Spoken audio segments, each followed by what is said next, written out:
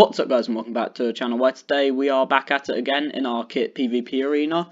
Today we're not going to be doing like duels with George, although today there'll be another video where I do duel with George, but instead this video will just be going over how every kit works. So instead of taking 2 minutes at the start of every video explaining what every kit does, I can instead just say if you're interested in the intricacies of every kit, check this video.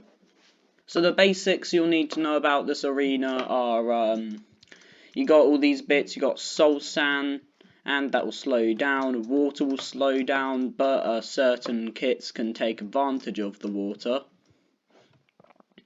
Every kit gets 2 potions that will give themselves an effect. When you walk through the door to actually get into the kit selection area, you'll be given 5 golden carrots and a golden apple. And then there's this villager who does 1 water bottle, so after you've drank your potion, you can fill it with water and trade it for a golden apple so they don't just sit in your inventory.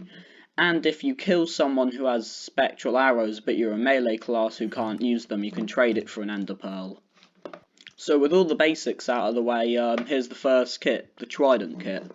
So in terms of armor, he is the worst armored kit who actually has armor. He only has feather falling and protection 1. Every piece of armor has at least 1 level of projectile protection to kind of nerf all the projectile based kits, because we found in the past 2 videos before this one that projectiles were really too strong. Then you have this Trident with Riptide 2. If you're going from a center pool of water, you can make it to this pool, this pool, this pool, and this pool. And while it is possible to make it to that pool, it's quite impractical. Now, if we're going from a corner pool, you can make it to a middle pool or another corner pool, but you can't make it to a middle pool over there or there, and definitely not an opposite corner. This is about how far the Trident flies. And then you have Feather Falling 2, so if you do mess up, you take reduced fall damage. Then you have your crossbow. It only has piercing 1, and the point of it is that you dash up into the air and then you can pop your opponent from the air. It actually has piercing 1, so if you hit your opponent, it will still land in the floor and you'll be able to pick up the arrow again. Your potion is the glide potion, which gives you slow falling, so you can greatly increase your effectiveness in the air by gliding down, giving you far more accuracy, and it gives you the distance to get to any water pool on the map with 1 dash. Now we have the crossbow kit, which has a projectile protection, 4 iron chestplate, and nothing else. So very resistant to many projectile attacks. Then it has these 3 crossbows, which each have quick charge 2 and multi-shot. A sword with knockback 2 to get your opponent away from you if they're a melee class. And also these acrobatics potions that make you really fast and let you jump really high. Main synergy of this class is to drink the potion to jump really high, and then you get to bombard your opponent with arrows. Although, unlike the Trident kit or the Rocketeer kit that will be coming up later in this video, you don't have slow falling, meaning you'll have to have very good aim. Now we have the bow kit. It's a projectile protection 1, protection 2 iron chestplate, so a lot better in melee combat than the crossbow kit. It sacrificed some knockback for better attack damage. It can't charge its attacks in advance, but also bows deal really good damage and they're a lot easier to spam. Despite being quite melee centered, you can throw your melee abilities out the window by drinking a panic potion, which makes your melee attacks deal no damage whatsoever, like not even deal knockback. Literally, you might as well have not hit them. But you're a lot faster, so you can run away from your opponent and keep popping them with your bow. Now we have the Pyro kit, which has chain armor with projectile protection and fire protection. Despite not having any normal protection levels, it's still pretty protective and good in melee combat. This class's gimmick is that every weapon he has actually sets the enemy on fire, so, yeah, that will give you good damage over time and slightly slow them down, although the matchup between Trident and Pyro is pretty interesting because the Trident is always staying near the water, but the Pyro wants to keep him away from it. The potion is Fire Guard, which gives you resistance to and fire resistance. Not really any big synergies with that, just enhances your ability to survive. Now we got our first kit with no ranged capabilities whatsoever. So we have Prot 2 Iron Armor, it also has projectile protection of course.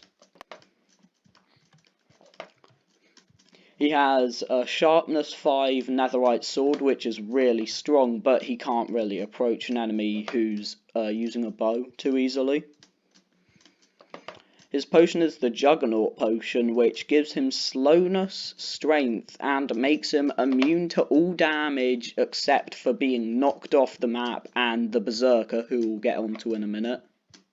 The Berserker is a very similar kit who has less protection against melee attacks, but projectile protection 4 on 2 armor pieces, meaning that if he's playing against Crossbow, Trident, Rocketeer, Pyro, he's going to have a pretty easy time. His axe is Sharpness 5, so he can easily two-shot many classes, but it recharges really slowly. He has no ranged capabilities. His potion's an interesting one. It gives him a whole minute of speed 5, strength, and blindness. It was originally speed 1, but blindness actually prevents you from sprinting, so speed 5 makes up for the fact that you can't sprint, and it still speeds you up. And the attack makes it so you can one-shot anything, including a warrior who is immune to damage. Don't know how that works. It's like an unstoppable force versus an immovable object. And this is what it looks like when you use it. You'll have a very hard time finding your opponent, and they can still poke at you with projectiles, but if you do find them, easy one shot. Now we have the Rocketeer kit, who is one of the only kits unlucky enough to have no melee weapons at all. Most ranged kits still have something to at least knock your opponent away, but there's a big reason why he doesn't. He has projectile protection, 4 leather tunics, so very basic, good for preventing him from getting shot out of the air, and you're basically giving it away. He drinks this potion to basically gain the ability to fly. For a good 30 seconds he can jump super high and glide down. He can use this funky little thing in the middle to gain extreme height. And then he gets to bombard the enemy with 3 fireworks at a time, but then he has to reload, which slows him down. Any melee class will just have a field day with him. Now we have a right funny kit, the Alchemist.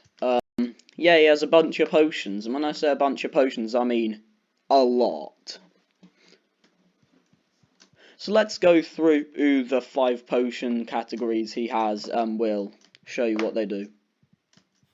But before we do that, we need to talk about how splash potions work. So here we have the paralysis potion. It applies 3 seconds of slowness, blindness and night vision. Blindness and night vision when combined make it so you can't see at all instead of only being able to see very close around you. So it's 3 seconds of each.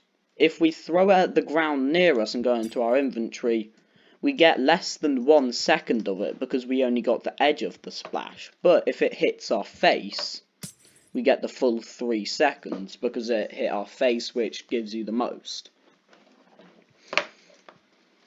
So that's all you really need to know about splash potions to know how to use these properly. A good synergy is that you splash them with a paralysis potion, then while they're stuck in place you splash their head with something deadlier. Speaking of deadly, here's the Deathly Vial. This potion is your main source of offense. What it gives is instant damage and Wither 3, and if you hit them on the face,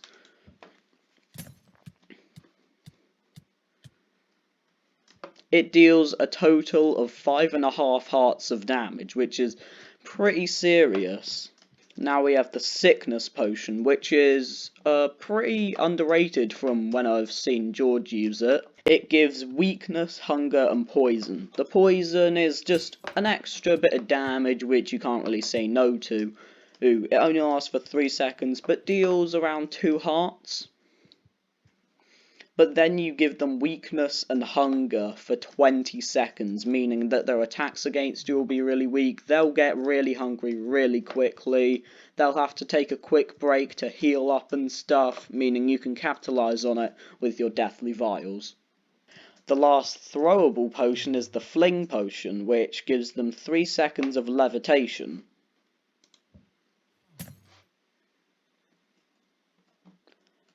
And if they don't fall in the water, they'll take serious fall damage from it. Unlike the other 3 throwable potions, this one can be used in a pretty sneaky way, so you can actually hit yourself with it and then float up while bombarding your enemy with potions that you can't hit yourself with, well, unless you land at a really awkward point. And now we have the final kit, the Jester, who has a bunch of really dumb tricks up his sleeve. First things first, he has a bow with punch. It's only punch 1, which doesn't seem like a lot, but when you're being bow spammed, it will make you fly all over the place. Because his greatest strength is the Void Potion, which when drunk gives him a full minute of weakness that makes him unable to deal damage or deal knockback, speed that just makes him really fast, an entire second health bar, and invisibility, so he can really sneak around, get behind you, hit you with punch bow, quickly run off. Although regenning all the health in that full health bar can be a bit difficult because you run out of hunger pretty quickly while regenning, but also, come on, having 22 hearts is too good to pass up. Then there's his Totem of Undying. When held, you can be seen while invisible because it marks you out, but of course you get revived. So that's all for this video. You probably found this video because you clicked on a little card in the top right on another KitPVP video, so why not go back there now that you understand how all these kits work? Please? Please?